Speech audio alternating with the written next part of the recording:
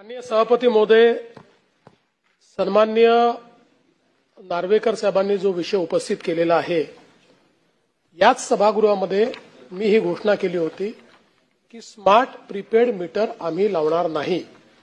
त्यानुसार आपण smart prepaid meter हे लावणं रद्द केलं, त्याचे सगळे वर्क ऑर्डर रद्द केले। आता पोस्टपेड मीटर आपण लावतो, प्रीपेड मीटर आपण लावत नाही। आणि याच्यामध्ये आपल्याला माझ्या लक्षात आणून द्यायचं आहे की हे जे काही आपण करतो आहोत याचं कारण काय आहे, तर आपणच एकटं करतोय असं नाही आहोत, देशातले सगळे राज्य हे करतायत। कारण केंद्र सरकारने आरडीएसएस नावाची जी स्कीम केली, या स्कीममध्ये सगळ्या राज्यांना मोठ्या प्रमाणात डिस्ट्रीब्युशन नेटवर्क सुधारण्याकरता पैसे दिले आणि त्याच्यामध्ये त्यांनी काही बेंचमार्क्स दिले। त्या बेंचमार्क्समध्ये त्यांनी सांगितलं की 100% फीडर मीटर जे आहेत हे अशा प्रकारे ई मीटर झाले पाहिजेत। त्याचप्रमाणे जे काही या ठिकाणी 100% डीटी मीटर्स आहेत ते मीटरही आपण बदलले पाहिजेत आणि कंझ्युमर मीटर देखील आपण बदलले पाहिजेत। आणि म्हणून मग आपण देखील महाराष्ट्रामध्ये ही जी स्कीम आहे, ही स्कीम 2020 साली स्वीकारली आरडीएसएसची, आणि केंद्र सरकार आपल्याला जवळपास याच्यामध्ये 29,000 कोटी रुपये देत आहे।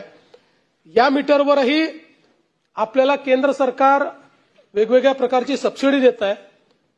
उरलेले जे पैसे आहेत ते पैसे जे लोक मीटर लावणार आहेत, हे मीटर लागल्यामुळे जी काही विजेची बचत होते त्या बचतीतनं ते पैसे वसूल होणार आहेत आणि 10 वर्षापर्यंत त्यांनी देखभाल करायची, त्यामुळे कंझ्युमरवर याचा कोणताही परिणाम नाहीये। आता पहिल्यांदा लोकांचं मत असं होतं की प्रीपेड मीटर लागल्यामुळे खूप मोठ्या प्रमाणात बिलं वाढतील, अशा प्रकारची परिस्थिती कुठेही झाली नाही।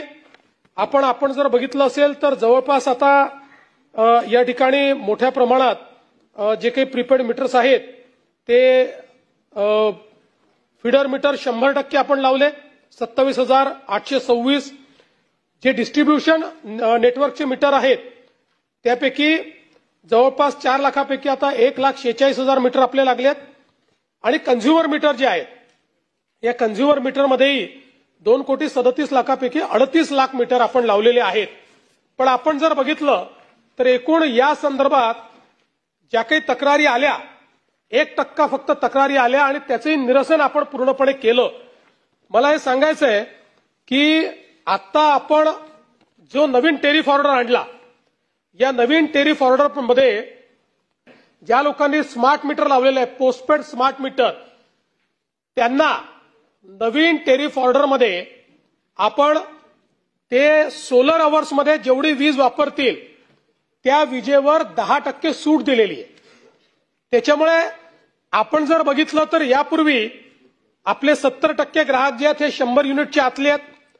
या ग्राहकांना 875 रुपयाचा त्या ठिकाणी जो काही आहे तो बिल येत होतं, ते आता 875 रुपयाच्या ऐवजी त्यांना जे बिल आहे हे साधारणपणे 784 रुपये किंवा इफेक्टिव्हली 808 रुपये हे त्यांना बिल येणार आहे। म्हणजे जवळपास पूर्वीच्या पेक्षा 80 रुपयांनी त्यांचं बिल कमी करतो, ते कमी झालेलं आहे।